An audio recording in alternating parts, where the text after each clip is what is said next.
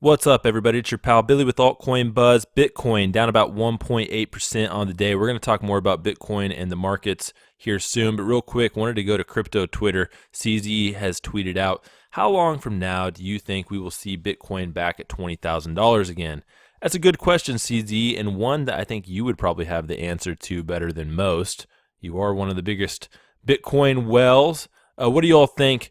How long until we get back to $20,000? Is it going to happen soon, or is there just not enough retail interest? Are we closer than most people expect? Let us know in the comments section. Another tweet that caught my eye: Tour de Meester. I don't know if I'm saying that right, but I follow this guy on Twitter and he has some nice thoughts. Somebody had tweeted, "I see alts are dead forever. Thought leadership is at an all-time high," and I agree. I am seeing Bitcoin maximalists everywhere saying alts are dead. Kind of gloating the whole I told you so thing, right? I told you so. Tour says, agreed, in my opinion, crypto assets will rally again as retail enters this market, which is not the case yet. But when they do, he does think they're going to rally. That said, it'll be a different mix of assets and no longer with the pretense of replacing Bitcoin. That I 100% agree with. Bitcoin's here to stay. I believe Bitcoin is at the core of this market, obviously. I mean, it has been. There was a little flare up there in 2017 where the sentiment kind of changed to which one's going to flip Bitcoin. Well, folks, I don't think that's going to happen, but that does not mean that these other assets are not going to do well as well. Now, will all of these see 2017, 2018 like gains, or at least at the beginning of 2018? No, we're going to see a lot of projects fail. We're going to see a lot of projects run out of money. We're going to see their use cases dry up. However, the ones that do perform, the ones that do follow the path, follow the way of the market, follow what is needed in this space, and provide actual solve actual problems in this space will do well, in my opinion.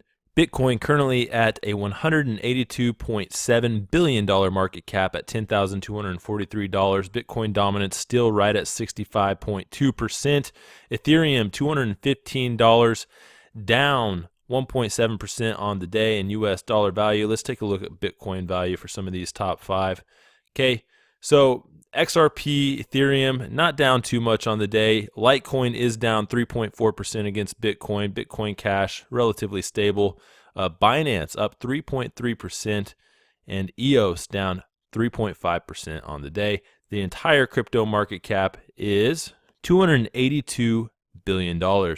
1 year after hype, Bakkt soft launches with closed beta. Let's take a blast back to memory lane here. The long road to Bakkt. The platform made its media debut in August 2018 to much fanfare and its fair share of misconceptions. One of those misconceptions was that Starbucks, who is a partner of Bakkt, would be accepting Bitcoin at its brick and mortar locations. Now, that doesn't mean that Starbucks, just because that was a misconception at the time, that doesn't mean that that is the angle that will eventually happen. In fact, I do think that will happen someday, okay? So Bakkt's rollout was initially delayed from November 2018 until December 2018, and then tentatively pushed to January 2019 before the team put its head down to deliver on a more realistic deadline. Even with the testing underway, Bakkt is still awaiting regulatory approval for its custody warehouse. Okay, so it's scheduled to start testing Bitcoin future contracts today. This is the date, July 22nd, we've been waiting for, okay? Now, a lot of people are saying, this is just a test. This is just a test date. Okay, well, yeah, that might be the case, but they're using real Bitcoin for this futures testing platform. Let's talk more about that. All right, Bakkt kicks off test launch phase for physical Bitcoin futures. During the test launching phase, aka user acceptance testing, each contract on Bakkt's platform will consist of one Bitcoin. All right, the new Bitcoin offering involves two future contracts, daily future contract, which will enable customers to transact in a same-day market, and a monthly Bitcoin futures contract. The contracts will be margined by ICE Clear US, including the collection of initial margin collateral and variation margin to manage risk. I know, guys, we've been talking about Bakkt for a while. This is probably baked in the relative short term. However, I do not believe that the market still understands just how significant this is. You were talking about ICE entering the Bitcoin and cryptocurrency markets, everybody. If you would have told people that 2 years ago during that pump, wow, it probably would have even surpassed 20,000 with all the euphoria that was going on at the time. Here we are, and people are excited. We are at back to $10,000, but I think people are underestimating what this means, and I think a lot of it has to do with people feeling jaded due to several launch delays. Well, those delays are no longer here. The testing is rolling out today, and we're looking forward to covering it and seeing how it goes along the way. And remember, Bakkt is not the only one. We've talked about this one too, but Fidelity has submitted their application to operate in New York as a crypto trust. This is from Altcoin Buzz. Okay, so this other notable organization who has also applied for the New York trust license includes ICE's pending crypto platform Bakkt, as we have talked about earlier. Okay, we're also going to see Gemini doing some similar things. But this is, Bakkt is kind of dominating the headlines, but Fidelity has been like mining Bitcoin for a while now. These guys aren't exactly strangers to the space.